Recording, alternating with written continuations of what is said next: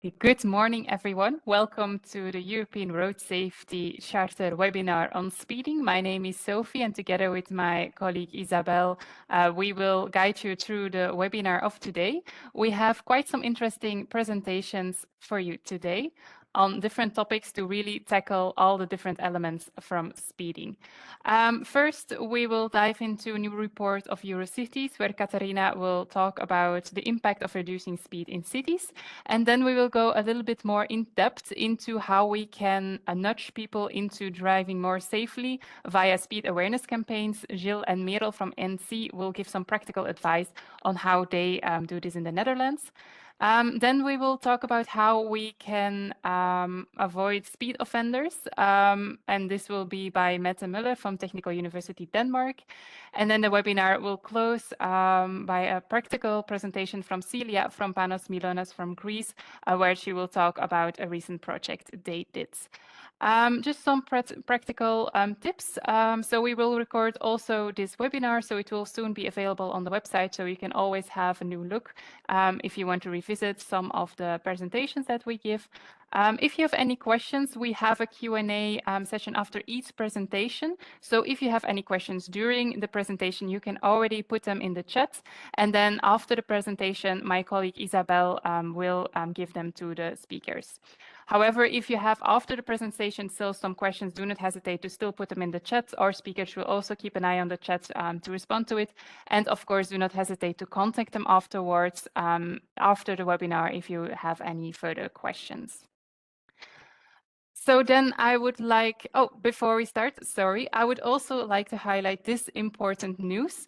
As many of you know, we also have the Excellent in Road Safety Awards going on right now. Today is the deadline for submission. So if you want to submit an interesting, good practice, you can still do until today. And as each year, we will also celebrate the finalists and winners during an event. And this year, it's quite a unique opportunity because we will celebrate it together with the EU Road Safety Conference on the 23rd of November 2026. So this is a unique conference created together with DG Move from the European Commission, and it will include also 3 very interesting panel discussions on road safety. Since last week, you can register for this conference. You can scan the QR code on this slide to have all the information and register you for the conference. And we will also soon put the registration link on the Charter website so that you can also have a look over there. So without further ado, I would like to give the floor to Katarina from Eurocities, who will talk about reducing speed in cities. Can you see my screen and can you hear me? Yes, perfect. Okay, perfect, great. Thank you very much. Hello, everyone. Thank you for joining this webinar, and thank you for organizing this and inviting me to present a study that we did in Eurocities on 30 kilometers per hour in European cities. Just if you don't know our organization, we are a network of cities. We have more than 200 members, and we work with our members in various ways. We work over 10 thematic areas, and one of the thematic areas is also mobility, where we have the road safety embedded and where we work on road safety as well. And how we work with our members is in 3 cooperative ways. We do a lot of advocacy to European level, we work on projects, and we also work on working groups and forums where our members work together on topics which are important to them. And what I'm going to present today is sort of connecting all these three elements, because it is the result of the work of our task force on 30 kilometers per hour. How we got to start to work on 30 kilometers per hour speed zones and road safety in general is that city of Bologna from Italy came to us in December 2024 with the request to start working more intensely on 30 kilometers per hour speed zones. And they wanted to set up a task force, which we did.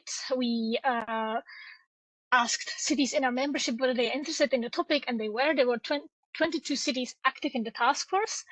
And apart from some knowledge exchange and some interactive meetings that we did to spread awareness of the issue and also to exchange experiences with implementing 30 kilometers per hour, we also did some data collection in summer 2025, so last summer.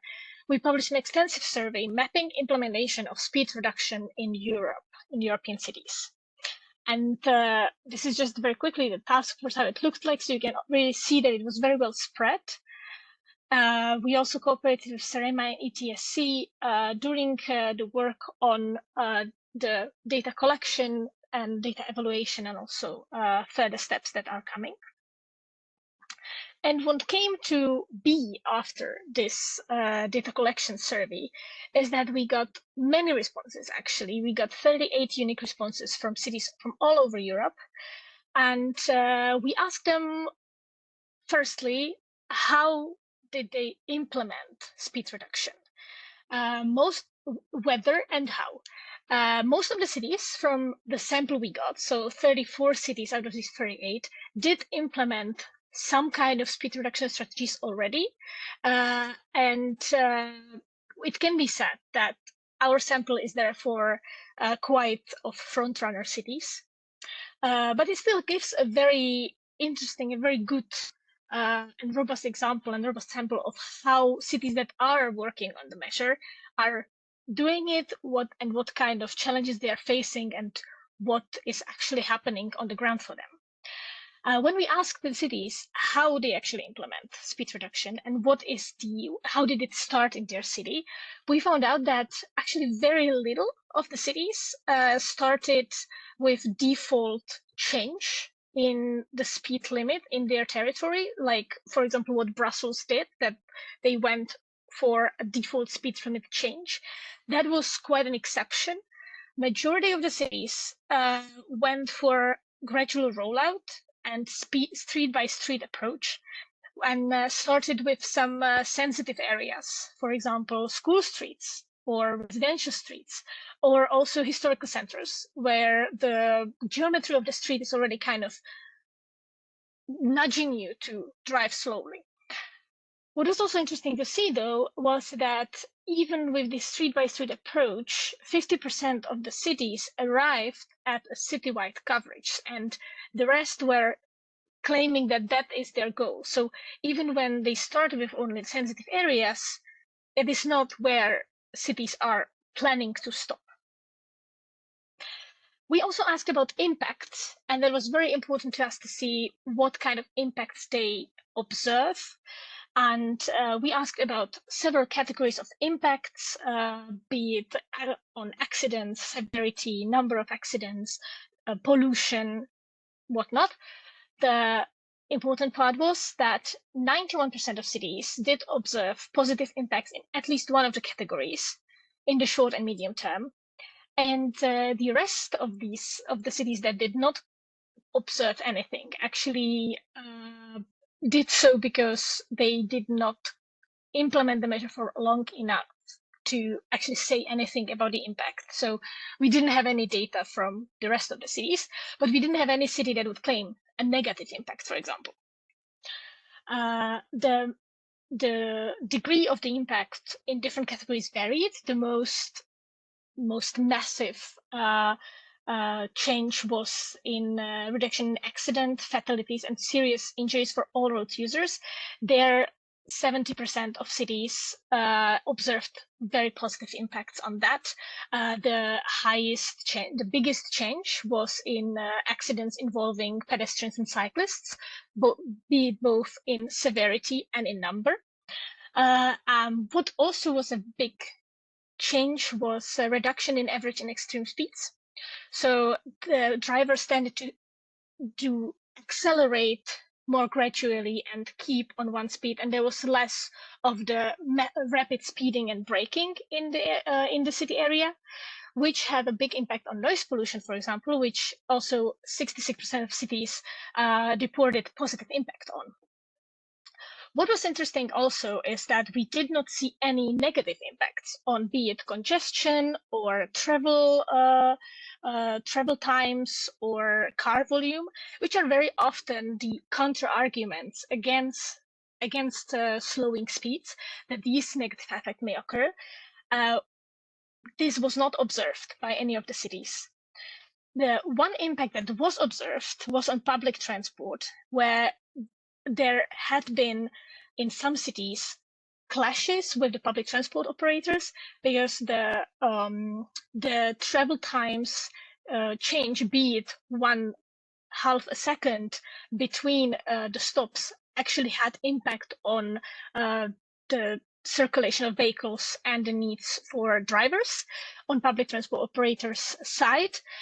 However, these were generally mitigated through adjustments on the operational side and also through communication. And what we discovered through a deeper analysis, when we really asked members and our cities, our members, on this specific topic, was that it was not a problem of not being compatible, but these two strategies, when the strategy on speed reduction and strategies on public transport efficiency, when they are done separately, there can be conflicts because they are not counting with one another's impact. So it is really about alignment of these two aspects of urban mobility. We also asked about barriers that cities faced, and you can see on the slide that many cities faced many barriers. But what we asked was about barriers before or during implementation and barriers after implementation. And there was a very interesting difference there. As you can see, before and during implementation, there were also really a lot of barriers, and 47 to 30% of cities experienced them, be it in enforcement, in having regulations that didn't allow them to implement the measure. Political opposition was very often mentioned, also public opposition, because people were worried about the change and how it would affect their travel times and their lives, and also budgetary constraints and lack of capacity to actually implement the measure in a quality manner. However, when the implementation went through and after the measure has been in effect, this opposition and these barriers tend to really lower, like dissipate in a way. The public opposition and political opposition go way lower, are really on the half of the previous, or even 1/3 of the previous number. So that tends to tell us that all over Europe, this measure may be stirring a lot of emotions, and there may be a lot of barriers before you start implementing, but then when it starts working, it gives it opens the door for itself in a way that the impact is self-explanatory, and even for cities with very high political position, it is easier for them to win support after that, after they show how it actually works. We also asked what would the cities recommend to other cities who would like to start implementing 30 km/h speed zones, and would help them for smooth rollout and higher acceptance. And what was mentioned a lot was communication, awareness raising, both with citizens and with stakeholders and with politicians. Several cities in our task force had very innovative way of thinking about it, being engaging citizens and being ambassadors of the 30 km/h, using European Mobility Week for awareness raising campaigns and stuff like that. Also, what was mentioned was clear vision and goals, to know exactly where you're going and not stray too much from that, even though some flexibility is always needed. But to have the clear vision really helps to stay on track. Timeliness and quality of implementation was also mentioned. For this, the biggest barrier was really the insufficient budget very often. and also several others like data and monitoring, co-creation, and also support and legislative power, which was very important for cities to have the power to actually decide things on the ground, which not always is the case. Sometimes the cities have the legislative power to decide on their default speed limits, but sometimes it is the national, regional, federal level that has this power, and then in that case, that really complicates the implementation of this measure. Later, on the last part of the survey, we actually asked for what can the national level and the EU level do to accelerate progress in this area. And without any surprise, funding was one of the things asked the most. But also political mandate, as I said earlier, it is very important for cities to have the power to decide what is going to be the default speed limit in their area and on their streets.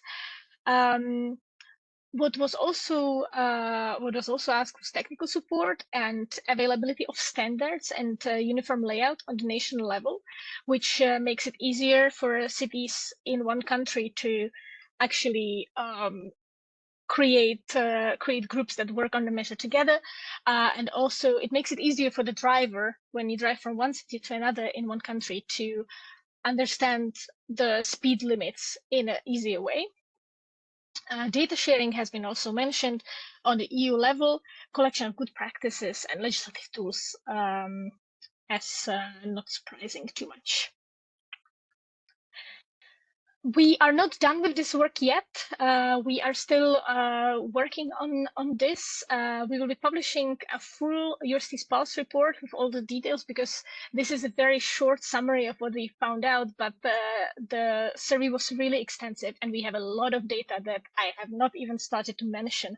So during July, we will publish a full report on this with all the details, so stay tuned. I think it will be an interesting read. We are also coming up with a policy statement, which our members are putting together to in reaction to midterm assessment of the road safety strategy, where there will be also several things mentioned from this data and some conclusions drawn on what the EU level can actually do to support. And last but not least, a communication campaign from our side is in order, where we will also present some of the members of our task force and share inspirational stories of what cities are doing in this department and what is working for them and what is maybe not working so much, and it can be a lesson learned. So with this, I think I'm actually nicely on time. Yeah, thank you very much for your attention. And if you want to drop me an email and stay in touch on the topic, I'll be happy to hear from you. And now I can maybe stop sharing my screen and come back to the webinar. Thank you very much. Thank you very much, Katarina. Katarina, indeed. So I will be looking at posing some questions, and there is some people dropped questions. A question from Mohamed Aref. Can we have more details about speed enforcement, Katarina? You mean speed, like what does it mean, or what are the challenges? Yes. So the speed enforcement is really the compliance with the speed limits and the sort of, I wouldn't want to say punishing, but the follow up on non-compliance in case it happens. The issue with that very often occurs is that the enforcement of speed violation is in jurisdiction of police force, which is often responding directly to the national level and not to the city level. So very often the cities don't have actual power over the police in their area to ask them, look, we need you to look over this area now to check the speed limits. They have to go through national level. If there's no political alignment, it can be very difficult for them to actually have the enforcing officers in charge of speed violation to follow up on the measure. Another issue that occurs very often is that the use of speed cameras is not allowed on certain streets. And again, cities themselves cannot legally put speed cameras on their streets because speed cameras are, again, in the jurisdiction of the police force, which is in the jurisdiction of the national level. It really depends per country, but we have seen in the study that the cities which have this multifaceted problem and they don't have a police force that would be connected to the city level that could support them in enforcing the speed limit, they have way more issues with this. Okay. Also with police presence in certain areas, they cannot really control that. Okay, Katarina. In the meanwhile, a lot of questions are dropped, so I'm Yeah. going to pick out some of them. What have been identified as infrastructural barriers? Mainly the fact that majority of streets in European cities, with exception of the historical centers most often, are designed for 50 km/h and faster. Therefore, the self-explanatory design is not really existent by default. And even if you put a sign of 30 km/h on a 3-lane urban highway, very often the driver even wouldn't think of breaching the limit, but just the feeling of the drive doesn't give them the idea of, oh, I should go slower. And if you're not really focusing your full attention of not exceeding the speed limit, you will. I think many of you who might be drivers know the feeling when the street is just inviting you to go faster because the design has been that way. It is straight, it is broad, it is very smooth. It kind of gives you the feeling that you can, and your car even pulls a little bit further because it sort of wants to go faster. This doesn't happen if you have self-explanatory design of streets, and this is something that the cities have been doing, and we can see that the cities that combined the speed reduction with street design and self-explanatory design of streets towards slower limits, which is narrowing the street, making it not straight but a little bit winding with either parking spaces, which can be separately on different sides of the street, or with greenery or other elements in an urban environment, have way higher compliance levels, because it is not that the drivers would want to. I mean, some of them, of course, but not majority of the drivers don't want to exceed the speed limit, but it just is not in the design of the street that would actually lead them towards it. So that is the infrastructure barrier we are talking about mostly. Okay, thank you, Katarina. One last question from Arno Wolter. What were the recommendations on the data and the monitoring more concretely? So first thing was that the cities said, yeah, we would need data on impact in a more like concrete way from different cities in the region, different cities in the country, and different cities in Europe, which helps to gain support for this measure on political and public level as well. And it also helps with understanding what works less, to maybe plan the measures a little bit better. Also, the data, the management of traffic in the city itself, in terms of monitoring what is happening, is very useful for cities to understand which areas to target, which areas are maybe problematic in terms of enforcement. So if they have budget then to redesign 2 streets, if they have data on average speeds in the areas, it really helps them to understand which streets to target. So in terms of recommendations, there were 2 kinds of recommendations: what they would need and what they recommend to other cities. what they recommended to other cities was really to look at the data from their city and understand the patterns of speed violation, understand the patterns of high occurrence of accidents, and why is that happening, and then based on that, their speed reduction strategies. Because if they target these, let's say, hot points first, it really helps them to gain support to broaden the measure on, ideally later on, citywide level. But and what they would need is really the comparative data from other cities to work more together on this measure, and to maybe inspire themselves and other cities to do the same. Okay, thank you very much. There are still some questions in the chat with regards to ANPR, with regards to resistance, but also the threshold. So I propose that you have a look in the chat, Katarina, to the questions and try to answer them over there, or that people mail you with their question if they did not got an answer yet. So thank you very much, and I go back to Sophie. Thank you, Isabel. And then we can go to the second presentation from Gilles and Merel from NC.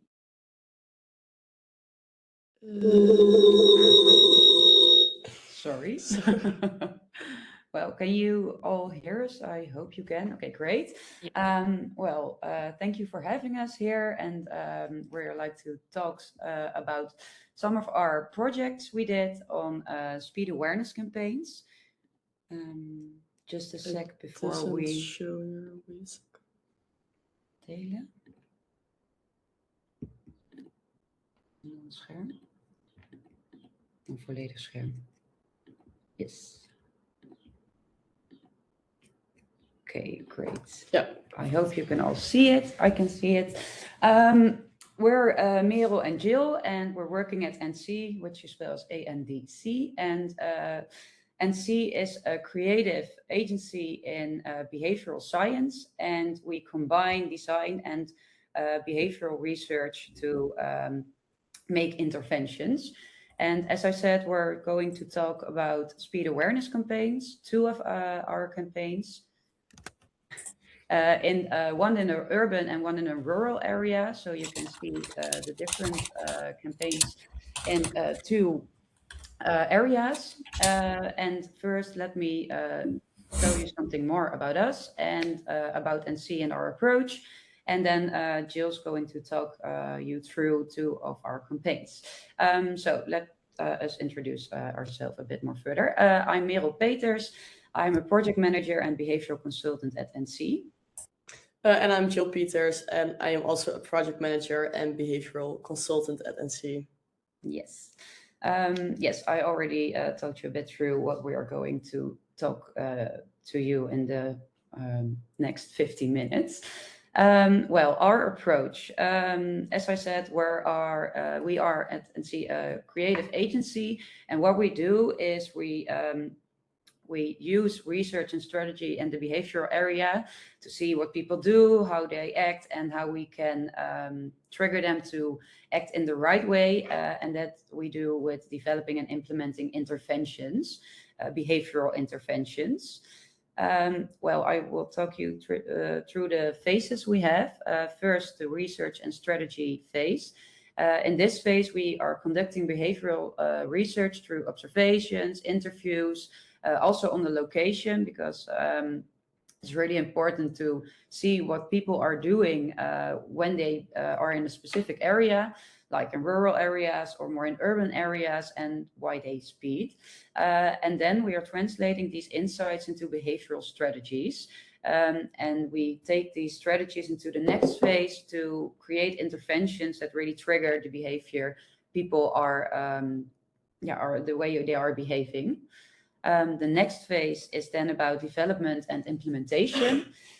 We brainstorm together the ideas to get a lot of possible options to really bring the strategy to life. And we visualize these ideas into interventions to also see what and advise what we are going to develop in a later stadium. When all these ideas were corrected by the strategy, where we review them. Then we are going to develop and create these interventions. Here you see a photo of our colleague who is placing the intervention. And yeah, we place these interventions on the pilot location where the research is going to be. And some of the times they are staying, some of the times we will get them back because the pilot phase is over. Well, what you get when we are combining research and design, you get really interventions for development for social impact. To really trigger the behavior on the places where the behavior occurs. Well, how do these interventions look like? There are a lot of possible interventions, but sometimes it's just more nudging, like the left image you see, and sometimes we need a bit of technique to really trigger the behavior. But most of the time we place interventions in the outside world where the behavior is occurring. Well, then some little background in behavior before, and also behavior and mobility, before we start introducing our campaigns, to give you some more insight in behavior and mobility. Well, at first, maybe some of you know it, but we do think, and when we are creating campaigns, that people are rational, that people tend to behave in the way they wanted to. But research shows that most of the time, like 95% of the time, we do things unconsciously, we do things systematically, because evolutionary speaking, we like to save energy. Because if we have to think about everything we do, like making coffee, going to work or back to our homes, we would be exhausted at the end of the day. So the only things that we want to give energy to are the conscious things in system 2, like higher goals, cognitive capacity, really attention, for example, new behavior, and also really controlled behavior. But this takes a lot of energy. So our brain is likes to make some habits of it to save energy. So that's what we also take into account when we are creating interventions, that most of our behavior is unconscious. Yes. Then this behavior and the way we act related to mobility and related to this theme we're talking about today, speeding. Speeding is not always a conscious choice. Some people really take it as a conscious choice, but most of the time, and also research shows that, really a lot of drivers are conscious of the way they, when they speed a little bit too much or way too much. Well, why do they do that? Well, sometimes it's just a habit. As I already said, when you are driving to your work and back home, this is a habit. You do this multiple times a week. And this will save a lot of energy if you don't do this with a lot of conscious mind doing it. And that's why most of the time, a lot of drivers do not realize they are speeding. Then you have risk perception. Drivers really underestimate the risk of small speed violations. Well, as you speed just a little bit too much, the braking distance is way longer. So you really increase the possibility of making bigger violations, and also put risk into the other people which are using the area. Then you have reactance. Drivers see the speed limit as unnecessary or unreasonable, and this is not always like really unconscious, but that's what's beneath the way they act and why they don't like to speed of the to behave themselves in the way we wanted to. Then you also have a knowledge gap. There are a lot of people that think that speeding saves significant time, but it's not. If you are speeding just a little bit, it will save you maybe 1 minute. But when you're behaving yourself in the way we like you to do with the speed limit, then you will also be safer for the rest of us in the area. Well, these are some things about behavior related to mobility and also the unconscious behavior we tend to have. And Jill is now talking you through the awareness campaigns we did, and also we'll tell you about the strategy we had there. Yeah, so I will start with telling you about something about our speed awareness campaign focused on how can we reduce speeding in urban areas. So we worked on this project with Veilig Verkeer Nederland. They are an organization that focuses on traffic education and improving road safety. And they identified that speeding in residential areas is a major road safety issue. So mostly in neighborhoods, they saw that there were a lot of reports on speeding, and this resulted in people not feeling safe and also not wanting to let their children play outside because of safety issues. And there was also a higher risk of accidents. So the challenge that we had was to see how can we encourage people to stick to the 30 kilometers per hour limit. So Merel already told you something about our approach, but we first did some desk research. Then we brainstormed for possible solutions for the problem. We then selected the most suitable interventions. We developed them and implemented them. And afterwards, we did an impact evaluation. So after the desk research, we created a behavioral strategy. And what we saw is that in residential areas, people mostly speed because they drive there very often and it becomes a habit to speed. And the behavior is actually unconscious. So we wanted to trigger several behavioral techniques to trigger the desired behavior. So we wanted to disrupt and then reframe to grab people's attention and then stimulate them to perform the desired behavior. Then we used autocasting to assign the role as caretaker of kids, and we implemented self-persuasion. So we let people think about their own reasons to obey the speed limit instead of telling them what to do. So I will first show you a video of the intervention that we created, and then I will talk you through it.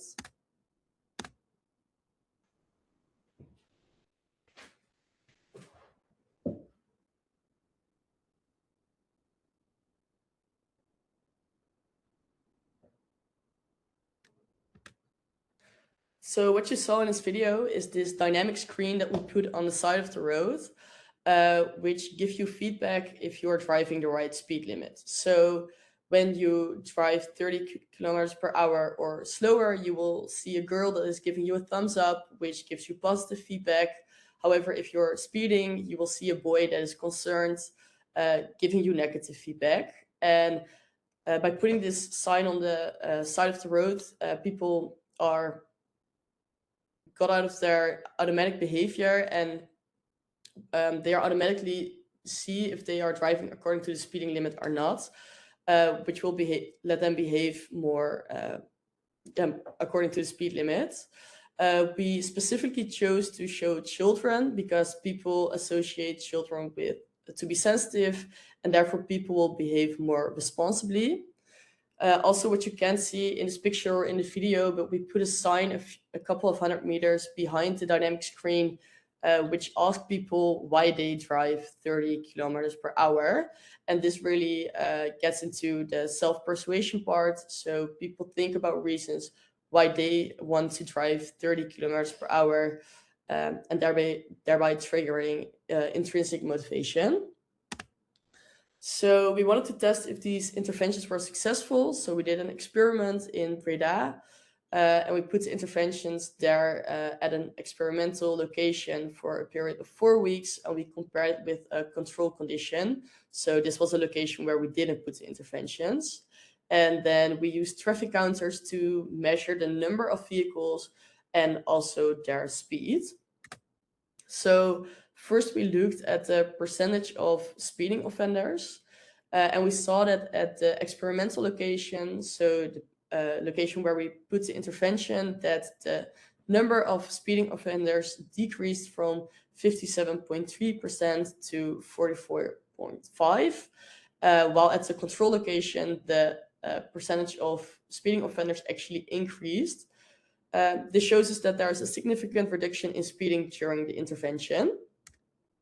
And we also looked at the average driving speed, and here we also saw that at the experimental location, the average driving speed decreased, while at the control condition, the speed increased. And this shows us that not only the number of speeding offenders reduces, but there's also a lower driving speed in general. Therefore, we can conclude that the dynamic screen was effective in reducing speeding, and that, like I already said, both the percentage of drivers speeding and the average speed were decreased. What we saw is that after we removed the dynamic screen after 4 weeks, the average speed was increased again. So we would recommend for a longer lasting impact that the intervention is repeated, or it might need to be combined with additional measures. And then I also want to show you a speed awareness campaign we did on reducing speeding in rural areas. So I'll tell you a bit about the background. We worked together on this project with the province of Gelderland, and they observed that many drivers do not comply with the recommended speed limits, which increases the risk of wildlife collisions. It is seen that in rural areas, drivers tend to underestimate the likelihood that wildlife collisions will occur. However, actually, thousands of wildlife vehicle collisions occur each year. So for us, was it the challenge, how can we encourage drivers to comply with the recommended speed limit in high-risk wildlife areas? For this project, we also did some desk research. We also conducted some interview with experts. We then brainstormed again, did an intervention selection and development, and an impact evaluation. So here we saw that in the behavioral strategy that we wanted to reduce speeding in rural areas when drivers perceive low risk. So what we wanted to do was to capture drivers' attention and provide them clear guidance on which was the desired behavior. We wanted to ensure that the message is credible. We also wanted to increase risk perception so people become more aware of the actual amount of wildlife collisions that actually happen. We want to remind them of the desired behavior, and we want to leverage values and identity. So we developed several interventions for this problem, and I will walk you through them one by one. So first, we put this welcome sign at the beginning of the high-risk zone, and we also put a goodbye sign at the end of the high-risk zone.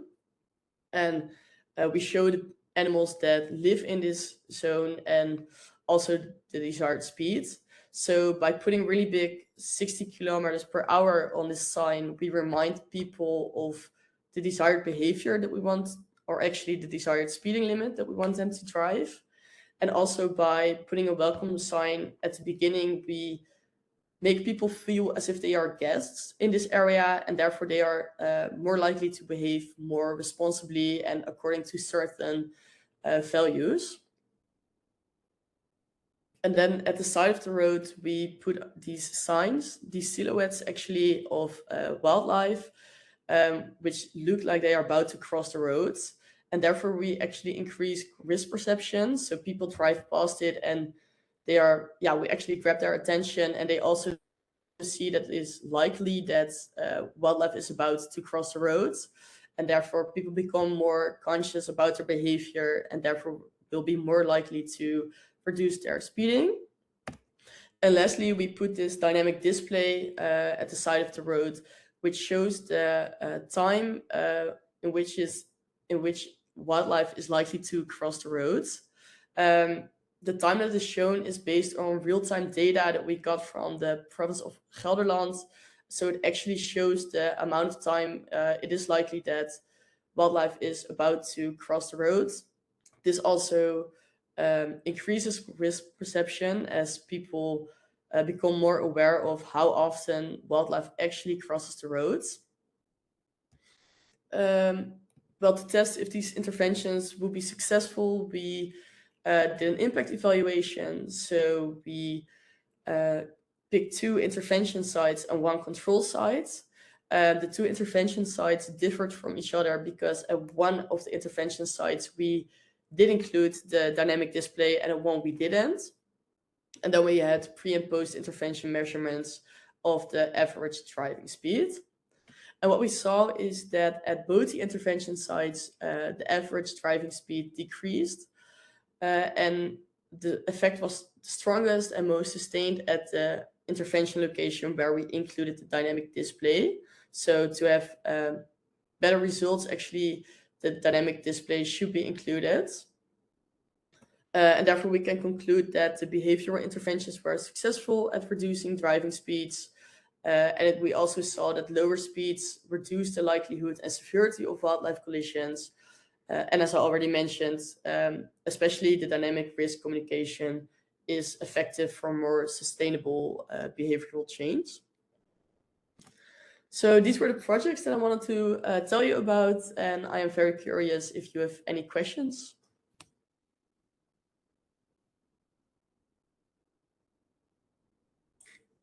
Thank you very much, Gilles and Merel. Isabel, are there any questions? Okay.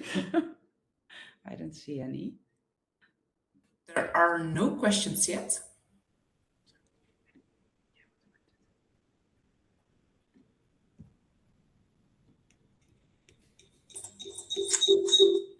If you have any, don't hesitate to drop them in the chat. And Manu Pala is dropping one. But any idea on separating animal pets from roadways? We actually also had that idea in our brainstorm, but then you also have experts in mobility, and it's always a bit of a tension between us and them, because we like to grab attention, and animal paths also in the roadway, they will grab too much attention. It leads to maybe think that drivers will actually be scared of seeing those paths on the road. So we didn't conclude it into our set of interventions.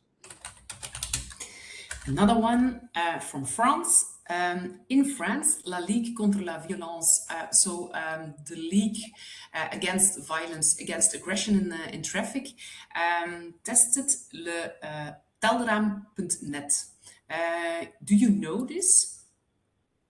Can you maybe repeat the question? Because so in France, there is a Liga against violence in traffic, and they used a data set from Telram.net. Do you know this data set? Have you used it? No, we didn't. We used the Dutch version of it, I think, because they VVN. It's like a global. It's like a national organization in the Netherlands, and they all have that data. So we used their data. Okay. A question from Arno. Why did you choose the digital image screen instead of the smiley displays? Do you know if there is any difference in the effects? Yeah, we know the smiley displays. The smiley displays sometimes show like the happy smiley when you are driving the right pace, and when you're speeding, it's becoming an unhappy smiley. And that's why also people see the fun in it to drive a lot harder, and you also don't get the feedback from someone else. So it's just a smiley. I don't say those plates are not working. It is, but these are like the extended version of it, and we also saw that in the results. Yeah, and I think we also included the children because we wanted people to feel more responsible. So when people see children, they associate it with more sensitiveness, and therefore they will behave more responsibly. So they will change their speeding limits. A question from Christian Krautler. How much did average driving speeds decrease when a wildlife warning was issued? So how much did average driving speeds decrease when a wildlife warning was issued? Yeah, we will just look at the... Show the screen again. Yeah. And you can see it and we can talk you through it.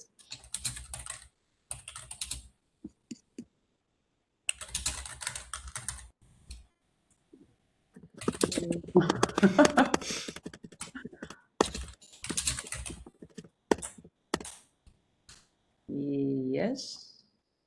Here you can see the amounts of the results.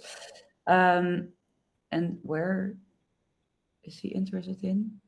Driving speed decrease when a wildlife warning was issued. Yeah, we tested the whole set of interventions. So it's not just the warning sign, it's the whole set of interventions. And at the one side, it was without the dynamic screen, and in the other side, it was with the dynamic screen. And you can see that it's, we have to search with the best, this was the average speed drivers drive at the site, and it was like, I have to 8 kilometers per hour decrease on average.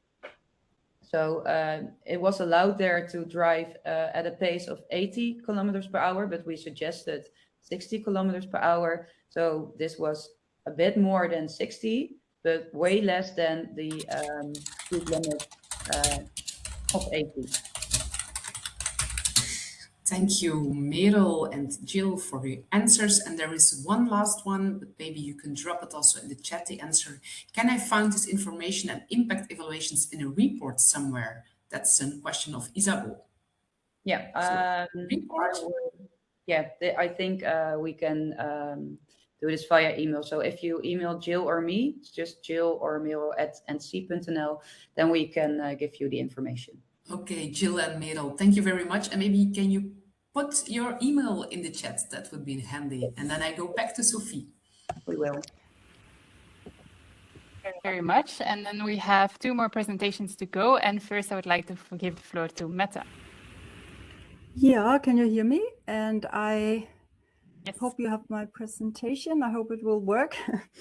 Yes, thank you very much for this opportunity to present an intervention against speed offenders, which we developed in Denmark. It was developed as part of a research project, and I should just mention it was kindly funded by this national Danish foundation that's called Trygfonden. Next. And just to let you know what I will talk about, first I will present the purpose of this intervention, and then I will introduce the participants and sort of the overall flow. Then after that, you have sort of an overall understanding. I will go into detail with the intervention itself, and then I will present the very few selected results, and then, yeah, conclude. And the next, yeah. And the next.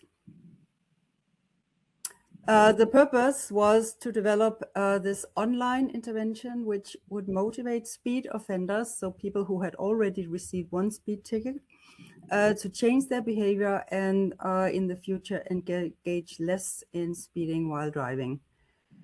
And to see if we had an effect, the second purpose was to test if the likelihood of receiving additional speeding tickets was smaller among participants in the intervention compared to non-participants. And it was set up as a randomized control trial. And the next. And the next. Basically, the participants were everybody in Denmark who, during a 1-year period, received a speeding ticket while driving a privately owned family car via this automatic traffic control. Among this group, the people who, in addition to the speeding ticket, was also disqualified as drivers, so basically lost their license. They were not included as potential participants, but otherwise everybody else. And we received the information from the Danish National Police about who would have received these speeding tickets. And I should perhaps just mention that we had, of course, received all the needed legal permissions to get this information from the police and contact these people. And the next. What you see here is an overview. I will not go into all the details with the number, but the intention is to give you an idea of the overall flow of this, what we did in the project. And if you start right all the way over to the left, basically, the people, as I said, we received the information from the Danish National Police. And based on this, we invited people to join the project via digital post. Some said yes, some said no. Those who said yes were then asked to fill out a before questionnaire. This questionnaire was mainly focused on self-reported behaviors, so situations where they speed, where they did not speed, so on and so forth. So it's basically self-reported behavior and also attitudes towards speeding. Yeah. Those who filled out this questionnaire were then randomizedly distributed to either a control group or a test group. The test group then did the intervention, and I will explain the intervention in the next slide. But the test group did the intervention, and approximately 3 months after they did the intervention, they received a follow-up questionnaire where they basically only had to do with the intervention. So what did they like? What did they not like? Are they using it? Are they doing it? So on and so forth.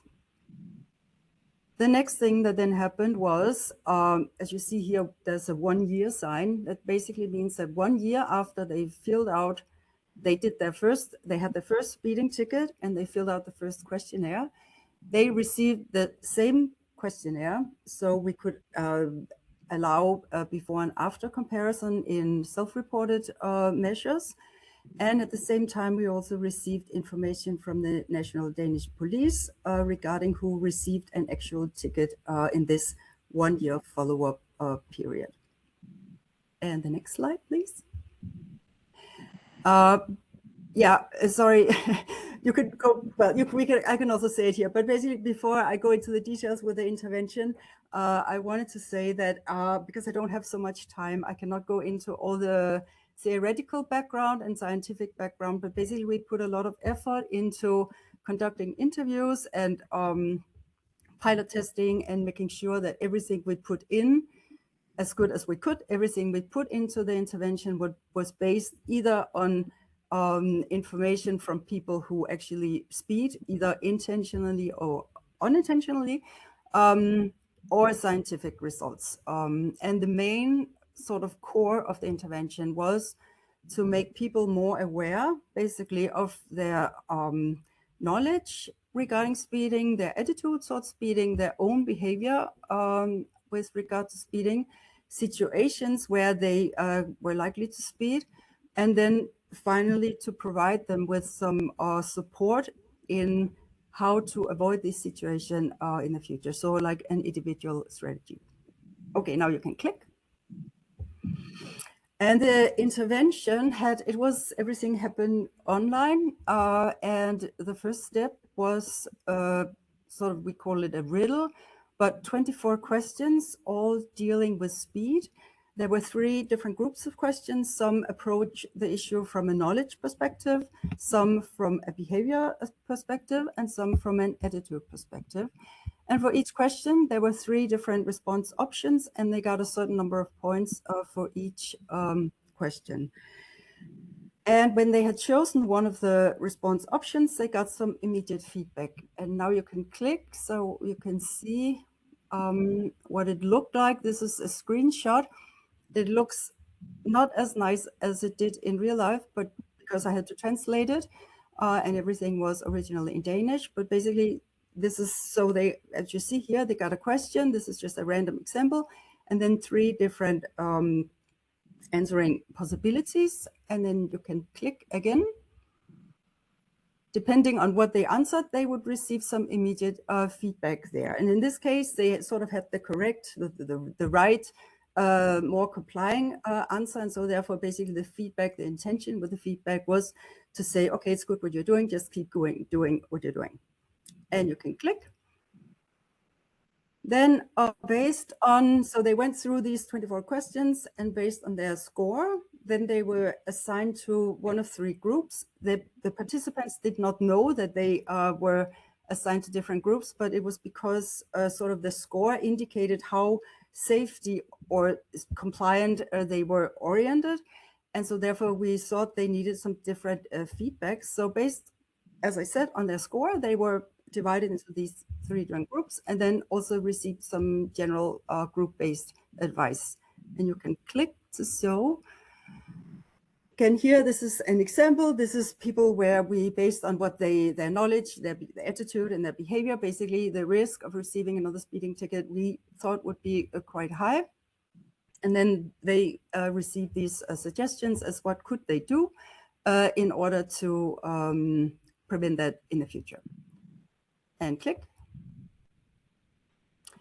And then the third step was to then develop an individual strategy, we call it, basically making them aware of these situations, because as it was also said in the last presentation, oftentimes people speed really, they don't really want to speed, but there are just certain situations or certain road designs or whatever where they end up speeding. And the intention with this third step was to make them sort of aware. So in which situations do they think this happen? And then for themselves choose what could they do that would be relevant for them to avoid this situation. And then once they had done that, everything happened, as I said, online, and then they would see this feedback by an email. You can click. It was put up as an if-then thing, an approach that has been used successfully in former projects. And basically, I only show you a small excerpt here, but basically on the left side, you see examples of situations they had to choose. One of the situations where they would be likely to speed, or for instance, here it could be when being late. And then after they had chosen that, they would then be presented of a number of behavioral strategies, and then they would choose that. In this case, it could be rewind myself, that the time gain is very limited. And basically these this was also based on basically what they learned or went through in the 24 questions. They went through this 3 times. So they basically had 3 situations and 3 behavioral strategies. And we encouraged them to then print it out, put it on the refrigerator, put it on the purse, put it in a car. So basically they would be reminded. But as such, that was basically the last part of the intervention itself. You can click. And you can click.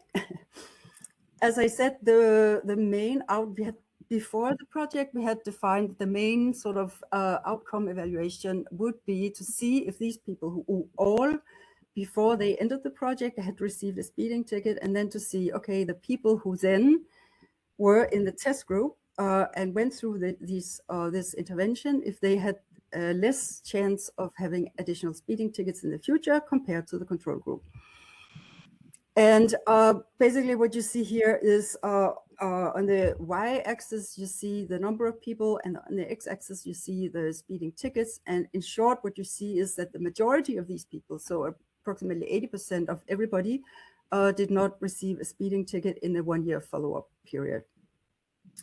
Then you see, when we put it all together for the 1-year period, we see that the people who joined the intervention or did the intervention, they received 4.5 fewer speeding tickets, but this difference between the test group and the control group was unfortunately not significant.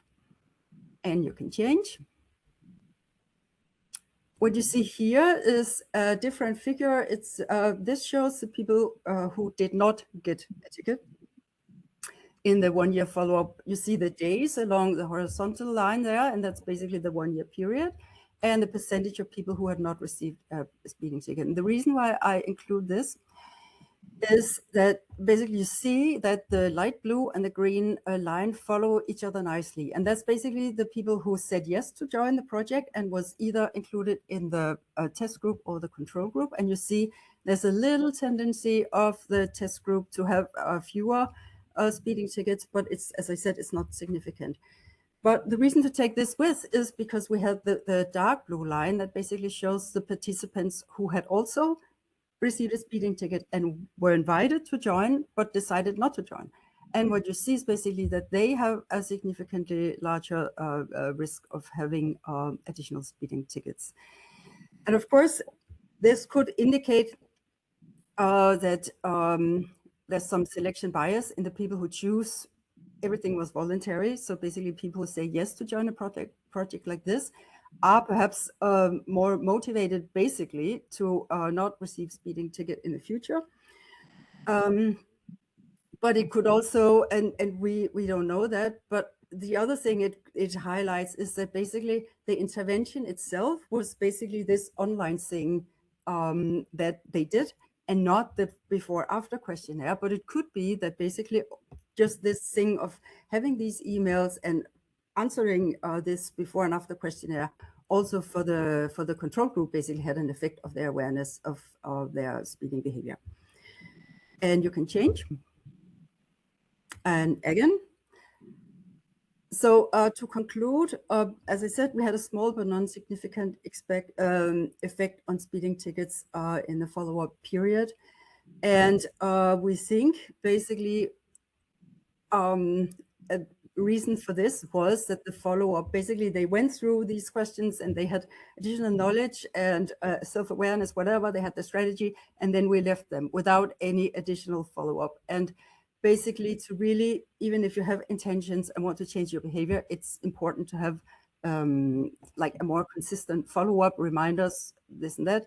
It was unfortunately not possible within this project. That's why we didn't do it, but it could be super relevant to basically do it again, perhaps on a smaller group, and then include some more follow-up at the end of the strategy to ensure that they basically profit from their good intention and from what they learned and wanted to do and all this. We do some further analysis at the moment. Basically, we look, it's possible like for road safety, of course, I guess we perhaps all know that there's usually not a one size fits all. Some people react to some things, some other people react to other kind of messages and so on and so forth. So it could be that an intervention like this had some different effects on different subgroups. So age differences, gender, socio-demographic characteristics. Basically, we have lots of information, basically every information about all the participants is possible to do this. And we also look into this, as I said, this before and after questionnaire to see if there's some like these subjective measures, if we can see that there's a change in their self-reported behavior or in their attitudes towards speeding, because this could very well then indicate that there was some effect of this intervention, but it was not strong enough to be transformed into actual behavior change, unfortunately, in this setup. Yeah, I think that was the last I wanted to say. You can take the last slide, and this is just to show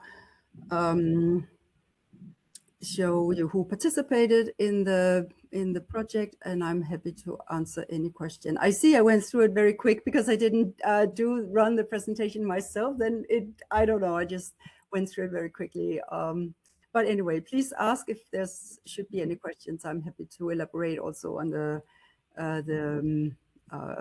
intervention or the whatever. Thank you. Thank you, Mette, for the very clear presentation. Isabel, are there any questions? No, at the moment yet, but it was a very clear presentation, Mette, so don't doubt on that. If there is any question, please feel free to put them in the chat or to contact Mette by mail. That's also a possibility. I mean, I can happily talk long, but additional, basically, one thing I could say was that exactly that I said. Basically, it's the principle behind is basically based on this behavioral therapy context where people get awareness and then they develop some strategies and they basically self take responsibility. of this behavior change. Basically, it was a little similar to what was in the presentation before. Instead of telling people what they should do, the idea is for people to be aware and find out, okay, what kind of message? So it could be for some people, it could be, oh, if I speed, the gas consumption is higher and that costs more. That would appeal to some people. And as I said, for other people, it could be, if I speed, I save 1 minute, it's not worth it. But just to say, that was the idea with the strategy, for people to identify the situations and then for themselves think, okay, what would really work on me? And yeah. And we also, I could say, we put a lot of effort into, before developing this, we conducted lots and lots of in-depth interview with people who were speeding, both people who speeded with intention and some people who received speeding tickets of just I mean, of course, one should always be aware of the speeding, how far you go, but sometimes it just happens because, as it was also said, the road somehow, all of a sudden you realize, oh, I'm going too fast, whatever. So we did a lot of in-depth interview, and we also basically pilot tested it and also really put a lot of effort in. And I'm not saying it into as like trying to defend it, but just to say basically we put a lot of thought into also the knowledge question, making sure, so they basically telling them how much, if you, there was an example of a question. If you go this distance with this speed, and you go this distance with this speed, how much time do you save? Of course, everybody got that wrong pretty much. And then they would receive the right feedback up saying, okay, that's 1 minute or something, as a way to try to make them aware that, okay, perhaps it's not a good idea. Anyway, yeah. There is a question in the chat, but it's in French. So it's about the gender issue. Why do men actually take a lot of risks on the roads and are advantaged in being responsible in road accidents? Carol from France, he refers also to a report of Marie-Axelle Granier, which is an authority on the level of gender, of course. So the question is more, why are men at risk, and are they also being more presented in road safety accidents? So maybe that's not an easy question.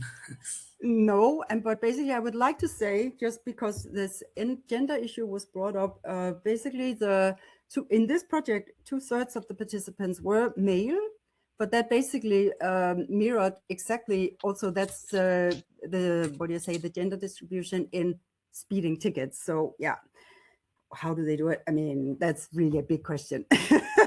I don't like to say anything about hormones or gender stereotypes. I'm not an expert in gender as such, but I just know that it really is a thing, yeah. Yes, now I'm a little bit shifting from function, but from role, we in Wheels Institute had made also a big report on the gender, and it's a complex of a lot of factors which go along to explain why men are more at risk and why they are indeed more appearing in road accidents. Mette, thank you very much, and then I pass the word again to Sophie. Thank you, Isabella Mette. And then we have one more presentation during this webinar. So I would like to give the floor to Celia from Greece. Hello, thank you very much. Thank you for having me here, and greetings from Greece. So I won't be presenting a slide, but I will just take a few minutes to introduce you to this project, and then I will let the video speak for itself. So at Road Safety Institute Panos Mylonas, we have undertaken numerous initiatives since the organization's establishment to raise awareness and implement campaigns and advocate for effective road safety policies. And our president, Mrs. Vasiliki Mylonas, has frequently presented proposals and recommendations to the Hellenic Parliament, to the Ministry of Infrastructure and Transport, and to the Ministry of Citizen Protection on measures and initiatives aimed at addressing speeding and improving overall road safety. Before I continue, I would like to inform you that Mrs. Vasiliki regrets not being able to join us as a speaker today, but she has very recently lost her husband, and she is not ready yet to address you personally. So as part of our efforts to address speeding, we initiated the establishment of a speed enforcement corridor in Evia. Evia is the second largest island in Greece. This project focused on a 4-kilometer section of road where 34 people lost their lives over a period of 9 years. 34 deaths on only 4 kilometers of road. So this tragic reality demonstrated the urgent need for decisive action. And so with the support of the UK-based Road Safety Foundation and in close cooperation with the Hellenic Traffic Police, we implemented the Speed Enforcement Corridor, which is the project I will be showing you today through the video. We installed 18 road signs and 4 radar-equipped variable message signs along the corridor. So in the 3 years since its establishment, not a single fatal crash has occurred on this section of road. So today this initiative stands as a best practice. It is an example of how targeted speed management measures can save lives. And we are pleased to share with you the video presenting the initiative and its impact. Also, we continue to collect and analyze data from the VMS, and our team of psychologists produce quarterly reports that are then shared with the traffic police and the regional government. So thank you for your attention, and I will ask for the video to be shown. Thank you very much.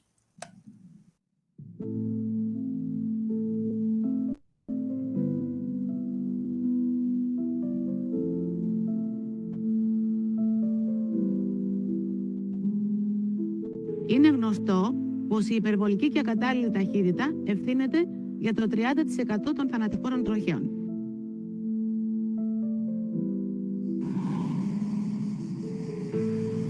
I'm standing here on the busy N77 between Halkida and Sakna.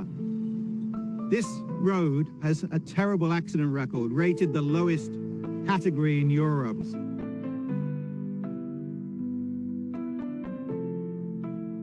Στο συγκεκριμένο δρόμο έχουν γίνει πάρα πολλά ατυχήματα και μέσα σε όλους αυτούς τους ανθρώπους που έχουν χαθεί, που στην πλειοψηφία τους είναι νέα παιδιά, ήταν και ο δικός μου ο γιος, 27 χρονών.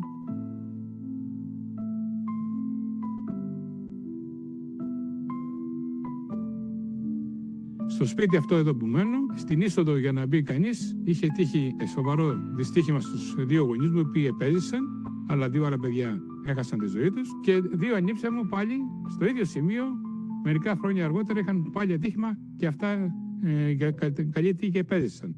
Πολλοί όμως έχουν χάσει τη ζωή τους σε αυτή εδώ την περιοχή. Διότι ο δρόμος αυτός είναι μεγάλης επικινδυνότητας, το ποδόστρωμα δεν είναι και το καταλληλότερο, η γεωγραφία του δρόμου δεν είναι και η πιο κατάλληλη. Και δυστυχώς οι οδηγοί, έλλειψη παιδείας και πληροφοριών, αναπτύσσουν ταχύτητες τέτοιες που δημιουργούν πάρα πολλά θανατηφόρα τροχαία ατυχήματα. Έχουν περάσει τόσα χρόνια και είναι σαν 18 χρόνια και τώρα θα πάει στα 19. Και είναι σαν να ήταν χτες. Όταν κάνεις το παιδί σου, είναι σαν να σου κόβεται σου βγαίνει η ψυχή σου, κόβεται ένα κομμάτι από πάνω σου. Και το παιδί μου που έφυγε, που έχασε τον έλεγχο του αυτοκινήτου, τον έχασε γιατί ήταν με υπερβολική ταχύτητα. Κακά τα ψέματα, η υπερβολική ταχύτητα είναι αυτή που σκοτώνει. Και αυτός που δεν φταίει σε τίποτα να έχει την οικογένειά του μέσα και να πηγαίνει στη δουλειά του και να έρχεται ο άλλος να πέφτει πάνω σου και να σου καταστρέφει τη ζωή, δεν έχει λογική. Είμαστε στην Εύβοια, μόλις 84 χιλιόμετρα απόσταση από την Αθήνα, στο σημείο όπου σχεδιάσαμε και υλοποιήσαμε παρεμβάσεις για την ενίσχυση της οδικής ασφάλειας και την επίδραση στη συμπεριφορά των οδηγών. Το τμήμα αυτού των 4 χιλιόμετρων εγκαταστήσαμε 18 πινακίδες σήμανσης με το όριο των 50 χιλιόμετρων και 4 ραντάρ VMS έβολης, τα οποία δείχνουν τη ταχύτητα των διερχόμενων οχημάτων. Στο Δήμο Χαλκιδαίων η ασφάλεια πεζών και οχημάτων είναι προτεραιότητά μας. Στο πλαίσιο αυτό, εδώ και ένα χρόνο περίπου, έχουμε μία άριστη συνεργασία με το Ινστιτούτο Οδικής Ασφάλειας Πάνος Μιλωνάς και με τον πολύτιμο συνεργάτη μας, τον κύριο Μάικλ Woodford, οι οποίοι από την πρώτη στιγμή μας κάναν συγκεκριμένες προτάσεις και μας πρότειναν να εφαρμόσουμε ένα πιλωτικό πρόγραμμα διαχείρισης ταχύτητας των οχημάτων στο Δήμο μας.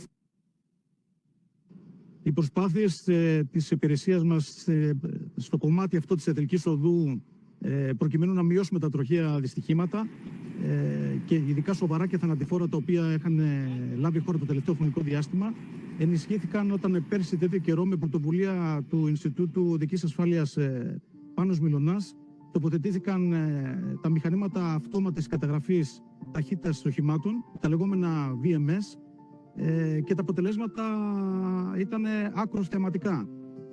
What we've done here using large gateway signs, repeated signs telling people the speed limit, and VMS signs reminding them of the 50 km/h speed limit, it's had a dramatic impact in reducing speeding. We now have the evidence, the data is replicated at thousands of other locations across Europe, but in particular Greece. Συγκεντρώσαμε λοιπόν τα στοιχεία που καταγράφονται και αποθηκεύονται στα ραντάρ και μετά την ανάλυση, πέρα από την παρατήρηση, διαπιστώσαμε το πόσο επηρεάζουν τη συμπεριφορά των οδηγών. Έγινε σαφές πως στο βαθμό που οι οδηγοί αντιλαμβάνονται ότι η συμπεριφορά τους ελέγχεται, αλλάζει και η συμπεριφορά τους. Τα πολύτιμα αυτά στοιχεία που συγκεντρώσαμε, πέρα από την επεξεργασία από το ερευνητικό τμήμα του Ινστιτούτου, τα μοιραζόμαστε με τις υπηρεσίες της ελληνικής αστυνομίας και με τις ελληνικές υπηρεσίες της περιφέρειας. Μέχρι σήμερα έχει περάσει ένα έτος από την εγκατάσταση αυτών των μηχανημάτων. Δεν έχει συμβεί ούτε ένα θανατηφόρο και ούτε ένα σοβαρό τροχαίο δυστύχημα. Στο σημείο αυτό επιτρέψτε μου να χαρακτηρίσω αυτά τα μηχανήματα ως αστυνομικούς οι οποίοι έχουν ενισχύσει πραγματικά την υπηρεσία μου και εκτελούν υπηρεσία σκοπού τροχαίας κίνησης 24-24 με μοναδικό σκοπό την πρόληψη και την προστασία της ανθρώπινης ζωής. Νομίζω ότι αυτό που κάνει, δείχνει στον οδηγό ότι τον σεβόμαστε και αποδεικνύει ότι ο οδηγός πρέπει να συνειδητοποιήσει πλέον μέσα από αυτό τον τρόπο που πρέπει να συμπεριφέρεται οδικά, βάζοντας πάντα ως προτεραιότητα την ανθρώπινη ζωή, η οποία είναι και το πλέον σημαντικό. Αυτός είναι ο σκοπός, να αλλάξουμε τον τρόπο σκέψης των οδηγών, προκειμένου να προστατευτεί μέσα από τα ατυχήματα. Ο συνδυασμός τέτοιων συστημάτων με τους συστηματικούς τροχονομικούς ελέγχους είναι πραγματικά πολύ σημαντικός και στην κυριολεξία σώζει ζωές σε ένα περιβάλλον πολιτισμού, ασφάλειας και τάξης. The police complement it with active enforcement and that stops people getting killed. And what we want is this scheme to be replicated at hundreds of locations throughout Greece. All it needs is the political will. It's low cost. The payback period is simply a matter of months. And I just appeal and beg for those responsible in the regions of Greece and in the municipalities to follow this example on busy city and rural roads. Νομίζω ότι μόνο ένα μεγάλο ευχαριστώ μπορούμε να πούμε και στον Ιωάς και στον Μάικλ για αυτή την παρέμβαση, την πάρα πολύ ουσιαστική, γιατί η προτεραιότητα σε αυτή τη ζωή πλέον έχει η ανθρώπινη ζωή και μέσα από αυτό ίσως μπορέσουμε να συνειδητοποιήσουμε και την αξία της. Θέλω να στείλω ένα μήνυμα σε όλους τους οδηγούς, όχι μόνο της Εύβοιας αλλά και όλης της χώρας. Πρέπει να ακολουθούν τις οδηγίες τόσο της πολιτείας που έχει θεσπίσει και τους νόμους και τους κανόνες, όσο και τις υποδείξεις των τροχονόμων και να σκέφτονται ότι στο σπίτι κάποιος τους περιμένει και ότι μέσα στο αυτοκίνητό τους μπορεί να έχουν και άλλα άτομα για τα οποία είναι υπεύθυνοι οι ίδιοι.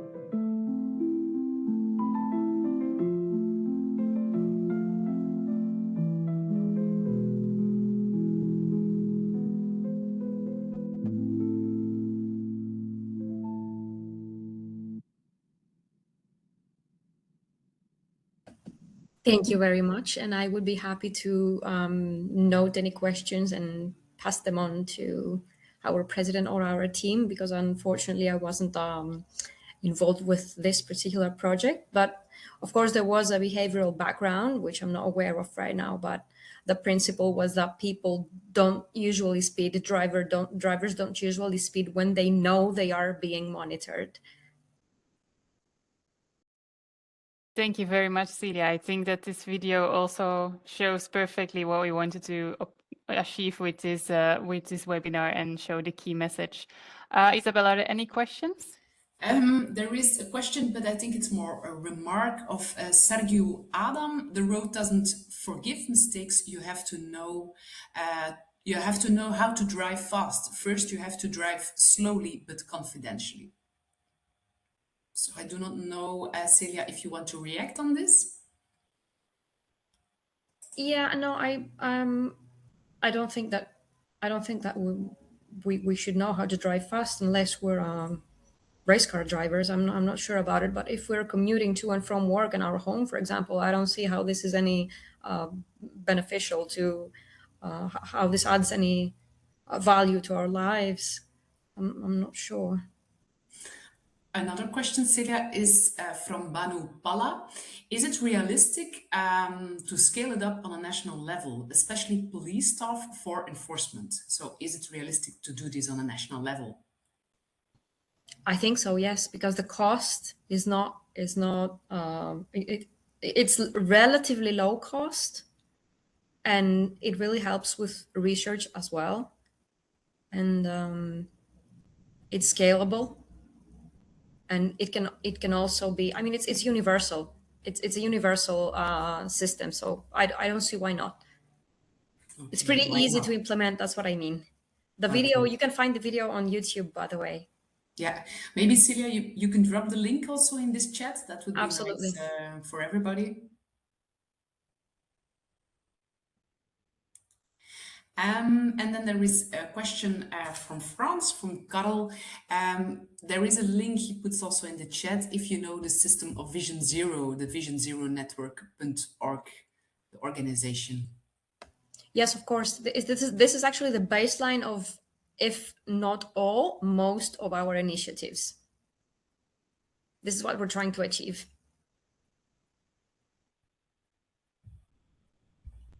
And do you use also the cards, the maps with regards to the accidents? That's also a question of Karel. Yes, we do. We do.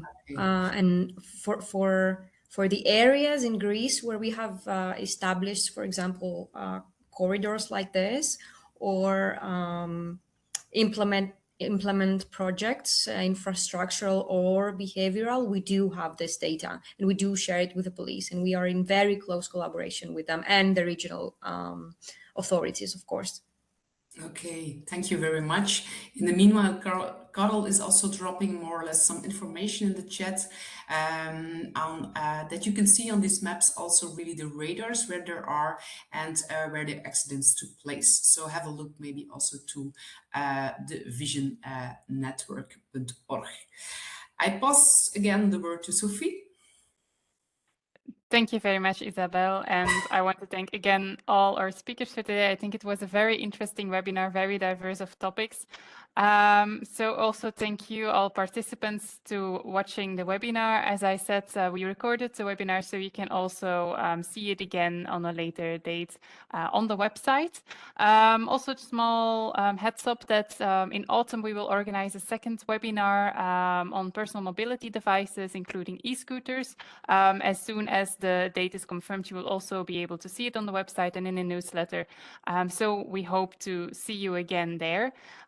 In the meantime, I thank you for coming and I wish you a very nice day.